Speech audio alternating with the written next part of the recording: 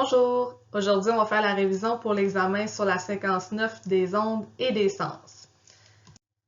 Alors là, ce que j'ai fait, c'est que j'ai pris votre feuille d'études et point par point, je les ai écrits dans le bas de la page avec la page qu'on peut aller voir dans le cahier pour s'y référer. Alors, le premier point, c'était de reconnaître sur le schéma d'une onde transversale l'amplitude.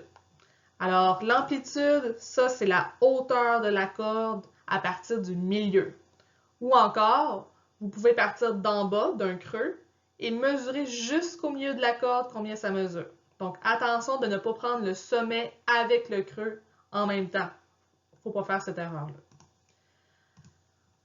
Ensuite, comment est-ce qu'on mesure une longueur d'onde?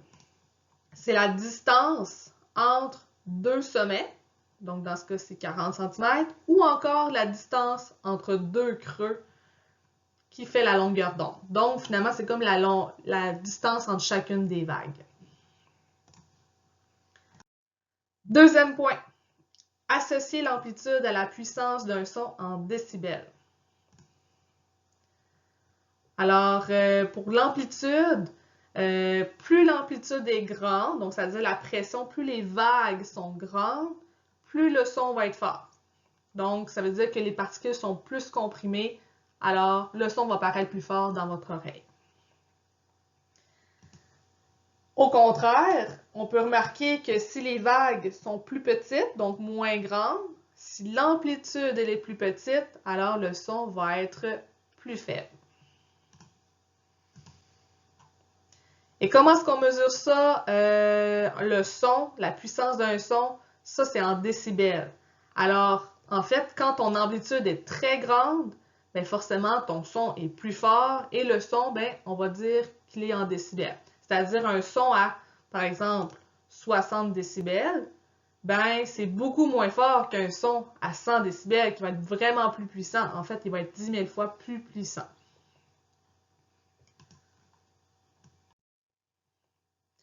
Ensuite, il va falloir effectuer un calcul de la fréquence en Hertz. La formule, on l'avait déjà vue ensemble. Donc, pour la fréquence F, vous allez mettre le nombre d'oscillations. Donc, ça, c'est le nombre de vagues que la corde fait au complet. Donc, quand elle monte et elle descend, ça, c'est une vague. Divisé par la durée de l'oscillation. Et ça, attention, c'est en secondes. Alors, on va voir un exemple.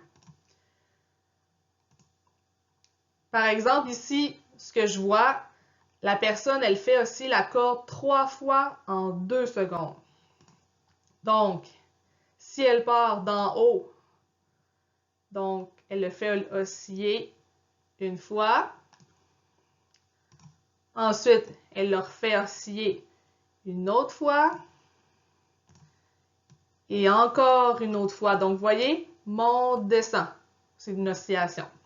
Alors, dans ce cas-ci, on a 3 vagues qui montent et qui descendent. Alors, 3 oscillations. En 2 secondes, donc divisé par 2, 3 divisé en 2, ça donne 1,5 Hz. N'oubliez pas vos unités de mesure.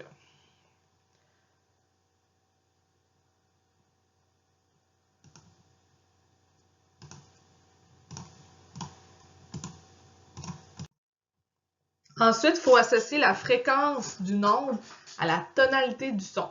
Donc, le fait que ça soit aigu ou grave. Alors, ce qu'on voit là, c'est que, regardez, la fréquence ici, elle est très élevée. C'est-à-dire que les ondes sont très serrées entre elles. Le haut-parleur fait des ondes de manière fréquente. Alors, si la fréquence, elle est haute, ça veut dire que mon son va être plus aigu. Alors, plus c'est rapproché, plus la fréquence est haute, plus le son est aigu. Au contraire, si les vagues sont moins collées, ça veut dire que le son est moins fréquent. Alors, ici, on a une basse fréquence, donc ça donne un son qui est plus grave. Donc, si on le donne un exemple avec des chiffres, vous voyez ici, j'ai un son qui est grave à 262 Hz. Si j'augmente le chiffre, par exemple à 524 Hz, ben mon son va être plus aigu. Alors, le son le plus aigu, c'est le plus grand chiffre pour la fréquence. Bon, le prochain point, ça va être de connaître les seuils de risque de l'échelle de décibels. On a parlé au niveau de l'échelle de décibels que plus le son était fort, plus le décibel était fort, était élevé en fait. À partir de 85 décibels, c'est là le seuil de risque. Ça, c'est si vous faites une exposition qui est prolongée. Ensuite, à 120 décibels, vous ressentez de la douleur à l'intérieur de votre tympan. Alors, à la page 277, on avait déjà souligné.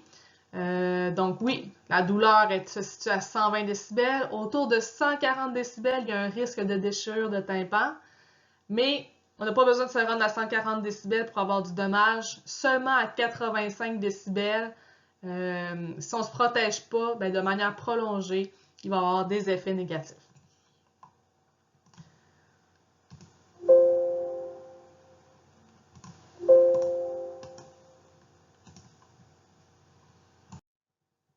Le prochain point est de placer les structures de l'oreille dans un schéma à partir d'une banque de mots.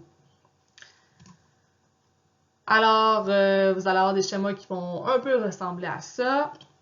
Et dans la banque de mots, ben, pour l'oreille externe, vous allez avoir le mot pavillon, qui est comme la structure extérieure de l'oreille qui se voit qu'on peut toucher, et le conduit auditif qui est à l'intérieur. Quand on va un petit peu plus loin dans l'oreille moyenne, on voit le tympan.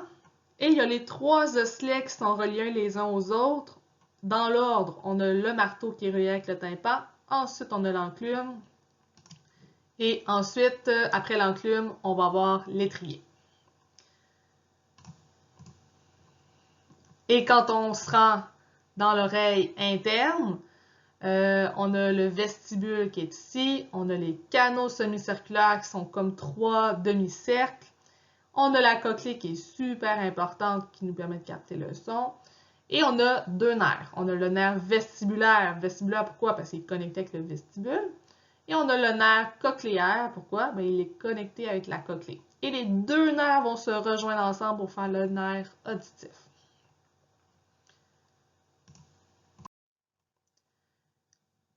Maintenant, il va falloir connaître le rôle de 4 de ces parties-là. Donc, pour le rôle du conduit auditif, ça canalise les ondes sonores et ça les dirige vers le tympan.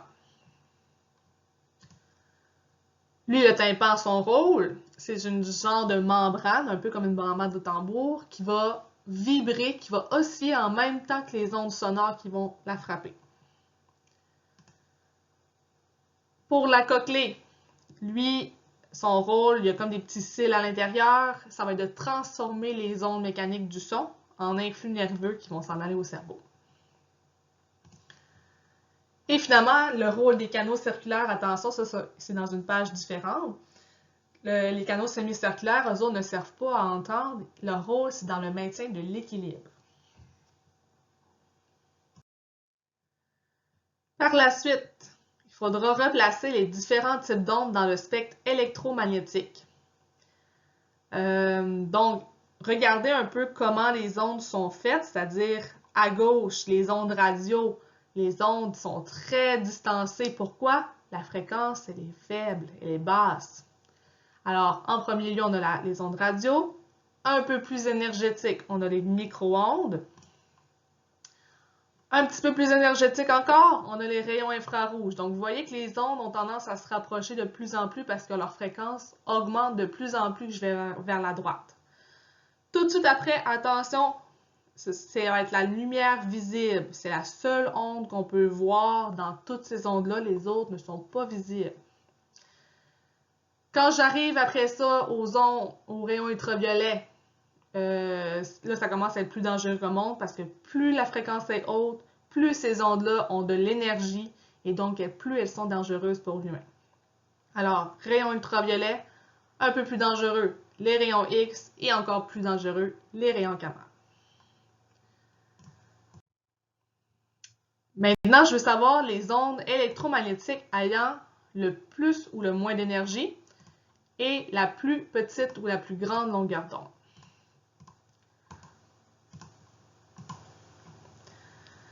Alors, à la page 288, on avait souligné certaines choses. Plus la fréquence d'une onde électromagnétique est élevée, Donc ça, c'est vers la droite qui est très élevé. Plus sa longueur d'onde elle est petite, c'est normal, la longueur d'onde, c'est la distance entre deux ondes. Alors, on voit que les longueurs d'onde sont tellement collées, mais la distance, la longueur d'onde, elle est toute petite. Et donc, ça veut dire que plus la fréquence est élevée, plus ces ondes-là ont beaucoup d'énergie. Alors, les ondes qui ont le plus d'énergie, ce sont les rayons gamma.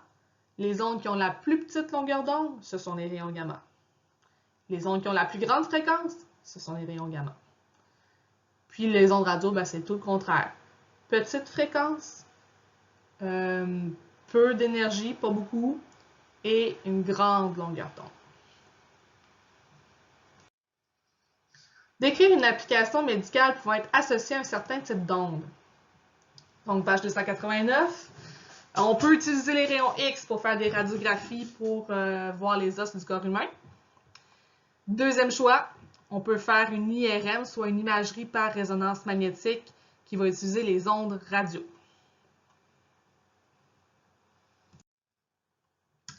Placez les termes associés au miroir plan dans un schéma à partir d'une banque de mots.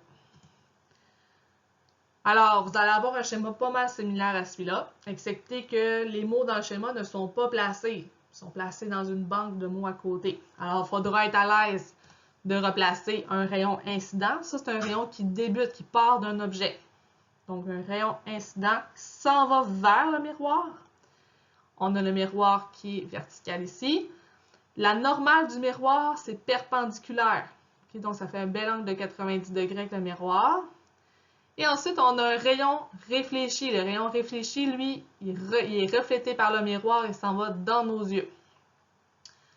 Ensuite, un angle d'incidence. Ça, c'est l'angle du rayon incident. Par exemple, dans ce cas-ci, c'est 35 degrés.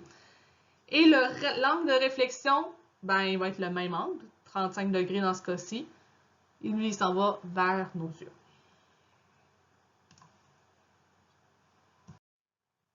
Déterminer l'angle de réflexion d'un miroir plan à partir de l'angle d'incidence.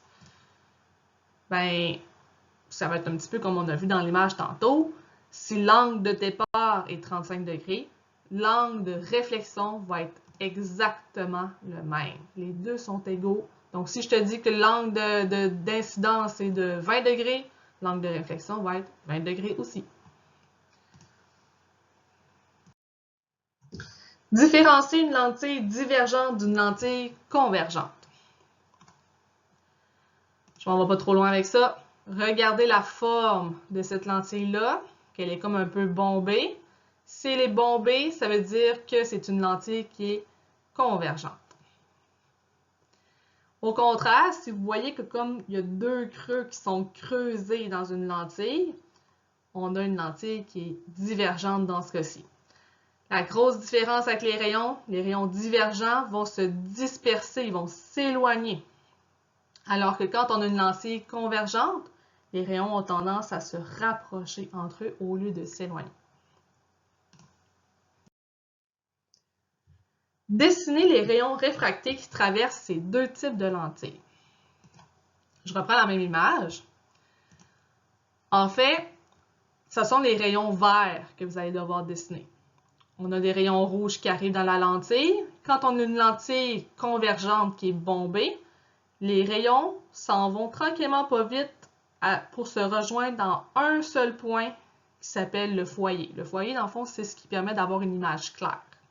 Alors, quand ça converge, tous les rayons vont vers le foyer, puis ensuite ils continuent leur chemin un petit peu plus loin, puis là, ils s'éloignent. Dans une lentille divergente, les rayons rouges, on a les mêmes que tantôt. Ils vont frapper la lentille et là, vous regardez le sens. Ils vont commencer déjà à s'éloigner les uns des autres. Et même chose, ça s'éloigne, mais ça ne s'éloigne pas n'importe comment. Si on fait le chemin inverse, puis qu'on continue, puis on fait des petits pointillés l'autre bord, on voit que en réalité, c'est comme s'il partait d'un foyer qui est situé de l'autre côté de la lentille. Alors moi, ce que je veux voir les pointillés, je veux voir les flèches qui sont pleines aussi. Okay? Fait que je veux voir la distinction entre les deux. Situer les 4 structures principales de l'œil et connaître leur rôle. Alors, première structure, on est à l'extérieur de l'œil, on a l'iris. L'iris, Qu'est-ce que c'est? C'est un cercle qui est coloré et qui a un trou dans le centre. Et à quoi ça sert? Ça sert à déterminer, voir si la pupille va être plus grande ou plus petite selon la luminosité qu'on va avoir. Donc, s'il y a beaucoup de lumière, la pupille va s'agrandir. Et s'il n'y a pas beaucoup de lumière, la pupille va se rapetisser.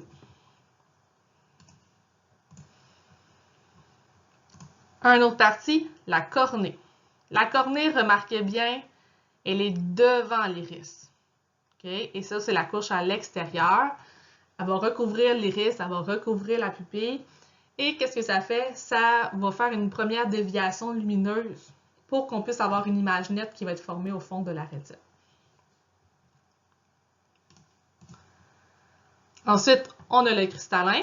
Donc, le cristallin qui est la partie blanche. Ça, c'est comme une petite lentille qu'on a déjà dans l'œil et ça va se déformer. On peut gonfler le cristallin, on peut le rapetisser aussi. Ça va permettre l'accommodation. Donc, les rayons lumineux, selon la forme du cristallin, vont aller plus loin dans l'œil ou moins loin dans l'œil pour qu'on ait une image qui est nette et non pas qui est floue. Dernière partie, on a la rétine. La rétine, là, c'est ce qui va tapisser tout le fond de l'œil en arrière. Et il y a plein de neurones sensoriels qui sont là. Eux autres, ce qu'ils vont faire, ils vont prendre les stimuli de la lumière et vont les transformer en influx nerveux pour les envoyer vers le cerveau. Reconnaître un trouble de la vue selon l'emplacement de la formation de l'image dans l'œil. On s'est concentré sur deux problèmes principaux, la myopie et l'hypermétropie. Dans la myopie, alors comment est-ce qu'on reconnaît ça si j'ai juste l'image? Les rayons arrivent très droit dans l'œil, ils commencent à converger dans la cornée, ils convergent encore plus dans le cristallin, mais ils convergent tellement beaucoup qu'ils ne se forment pas aux bons endroits. On devrait avoir l'image dans le fond de la rétine ici, mais là, l'image s'est formée devant. Alors, si ça se forme devant, l'œil est myope, il ne va pas bien de loin. Au contraire, quand on arrive avec l'hypermétropie, les rayons arrivent droit, c'est beau, ils arrivent dans le cristallin, ça converge trop loin. Donc, l'image va se former derrière l'œil au lieu de un petit peu en avant sur la rétine. Alors, à ce moment-là, la personne voit mal de proche. Donc, on a un œil hypermétrope. Associe les types de lentilles aux problèmes de la vue qu'ils corrigent. Alors, si vous avez en commençant un œil myope, remarquez l'image s'est formée devant le fond de l'œil. On va corriger ça avec une lentille qui est divergente, qui va éloigner les rayons un peu plus loin, dans le fond de l'œil. Si au contraire, on a un œil qui est hypermétrope, là, vous vous souvenez que l'image s'est formée trop loin, alors on va prendre une lentille convergente et ça va rapprocher les rayons pour les placer au bon endroit.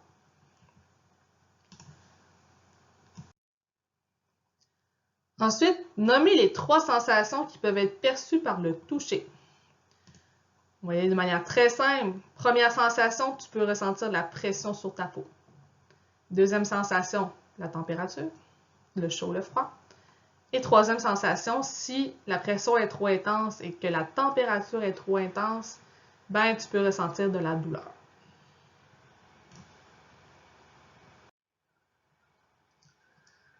Ensuite, nommez la structure responsable de la perception des saveurs.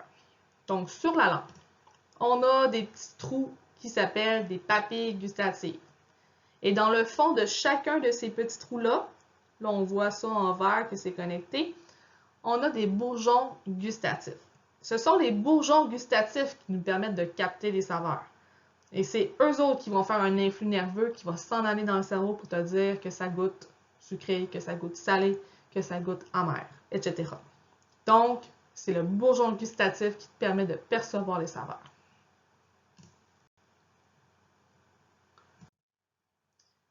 Connaître les 5 saveurs pouvant être goûtées. Alors, les voici, le sucré, le salé, acide, amer et umami, qui veut dire très bon.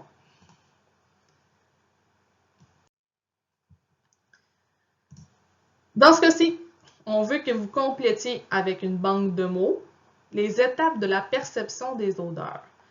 Ce ne sera pas écrit tel que c'est écrit là. Ça va être un autre texte qui va y ressembler beaucoup, avec des mots pas mal semblables. Alors, si on fait le chemin puis on révise, première étape. Donc, les molécules volatiles vont pénétrer dans les fosses nasales lors de l'inspiration. Alors, ça va rentrer dans le nez, ça se retrouve dans les fosses nasales.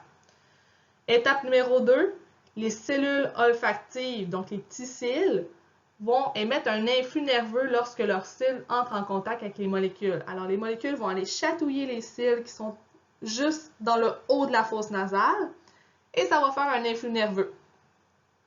Au numéro 3, l'influx nerveux va aller dans le bulbe olfactif, qui est juste au-dessus, c'est à la base du cerveau. Et lui, le bulbe olfactif, qu'est-ce qu'il va faire au numéro 4? Il va envoyer les influx nerveux dans le nerf olfactif.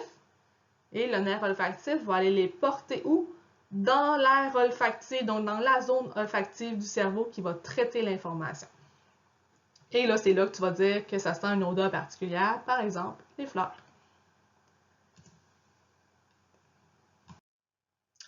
Et voilà, pas plus compliqué que ça, un petit peu d'études et ça va être dans le sac. Jimmy vous souhaite bonne chance, puis moi aussi. Fait que bonne période et bon, vous continuez la synthèse, tous les numéros sont dans votre échéancier. Bye, bonne journée, à la prochaine!